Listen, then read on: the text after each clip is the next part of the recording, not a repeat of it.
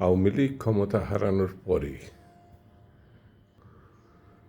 যখনই যে সংবাদ আসে মানে সরকারের বিরুদ্ধে তাদের অনুকূলে তারা মনে করে তখনই সেটা নিয়ে খুব লাফালাফি করে। তুলসী গ্যাবার্ডের একটা মন্তব্যকে ঘিরে মনে হলো যে আমেরিকা বাংলাদেশের বিরুদ্ধে অবস্থান নিয়ে ফেলেছে, আর কোনো অসুবিধা নেই।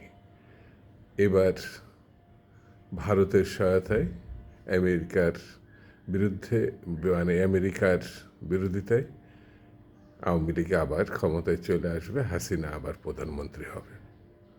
ঘটনা কি তাই? এখন দেখা যাচ্ছে পুরোটাই তাদের বিপক্ষে গেছে। এমনকি তুলসী গ্যাবার্ড তারই বিপক্ষে গেছে তার মন্তব্য। এটাই হচ্ছে বাস্তবতা।